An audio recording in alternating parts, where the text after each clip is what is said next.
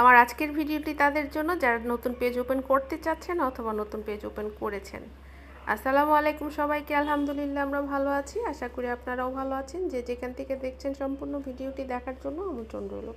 Facebook থেকে দেখে থাকলে অবশ্যই ফলো দিয়ে একটু লাইক কমেন্টস করে যাবেন, আর যদি ইউটিউব থেকে দেখে থাকেন অবশ্যই সাবস্ক্রাইব করে একটু লাইক কমেন্টস করে যাবেন।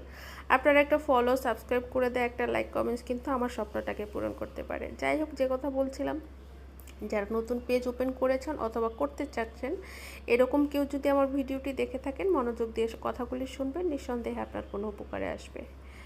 আপনি যদি কন্টেন্ট ক্রিয়েটর হতে চান, সবার আগে আপনার একটা স্মার্টফোনের প্রয়োজন। তবে হ্যাঁ, সেটা যে খুব বেশি দামি ফোন হতে হবে ব্যাপারটা এরকম না।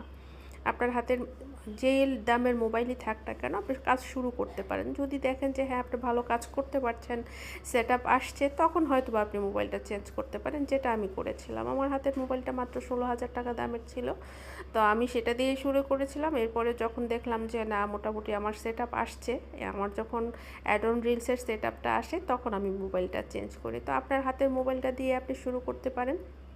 আর যারা ভাবছেন যে নিজের ফেস দেখাবেন না, বডি দেখাবেন না, আমি বলবো এটাই সবচেয়ে বেস্ট। আমরা মুসলিম, আমাদের পর্দা করাটা অবশ্যই প্রয়োজন। হ্যাঁ, কণ্ঠটা ব্যবহার হচ্ছে আমাদের এখানে, এটা সত্যি কথা। বাট আমার কথা হলো, কিছু করতে হলে একটা না একটা দিক তো ছাড় দিতেই হবে, তাই না? আমরা তো বাহিরের পুরুষের সাথেও কথা বলি, রাস্তাঘাটে চলে, আমাদেরকে তো মানুষ দেখে, তাই না?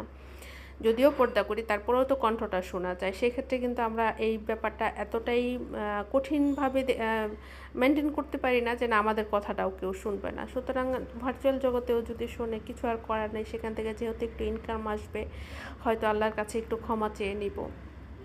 যাই হোক, যে কথা বলছিলাম, আপনারা পেজটা ওপেন করার আগে সবার আগে আপনাদের যেই প্রোফাইলটা থেকে আপনারা পেজটা ওপেন করবেন সেটার দিকে খেয়াল রাখবেন, যে সেই প্রোফাইলটাতে যাতে কোনো রকম ইস্যু না থাকে। আপনার সেই প্রোফাইলটায় অন্য কারো ছবি, অন্য কারো ভিডিও শেয়ার করা, এমন কোনো কন্টেন্ট আছে কি না যেগুলি থাকলে আপনার কপিরাইট ইস্যু আসতে পারে, সেই ব্যাপারটা একদম খেয়াল রাখতে হবে।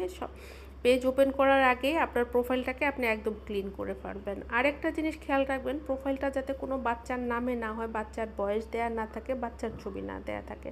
সেক্ষেত্রেও কিন্তু আপনি অনেক বড় প্রবলেমে পড়বেন।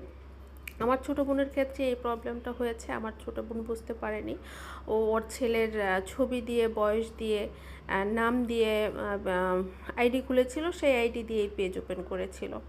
তো প্রায় 1 বছর হয়ে গেছে, তারপরও ওর কোনো সেট আপ আসতেছে না। ভিডিও আপলোড করেই যাচ্ছে, কাজ করেই যাচ্ছে, কিন্তু ভাইরালও হচ্ছে না, ওয়াচ টাইমও ফিল আপ হচ্ছে না। ওর ভীষণ মন খারাপ হতো। ও যেহেতু স্কুল টিচার, ওর কাজ করতে অনেক কষ্ট হয়। ফ্যামিলি, তারপরে চাকরি, তারপরে পেজ, সব কিছুই খুব একটা হজবরলের মধ্যে ছিল। ওর ভীষণ মন খারাপ হতো যে একটা ভিডিও ভাইরাল হয় না, ওয়াচ টাইম ফিল আপ হয় না, সমস্যাটা কোথায়। তো একটা পর্যায়ে এসে যখন আমরা জানলাম যে বাচ্চাদের ছবি দিলে, বাচ্চাদের বয়স যদি থাকে, তাহলে সেই ক্ষেত্রে সেট আপটা আসে না। মানে আপনার আইডিতে বাচ্চার ছবি, বাচ্চার বয়স যদি 18-র নিচে দেয়া থাকে, তাহলে আপনার ভিডিও ভাইরাল হবে না, আপনাকে সেট আপও দেবে না। ফেসবুকের যেটা একটা রুল, সেটাই আমরা জানতাম না। সুতরাং আপনারা ওই ব্যাপারটা খেয়াল রাখবেন যে আপনাদের প্রোফাইলটা ক্লিন আছে কিনা।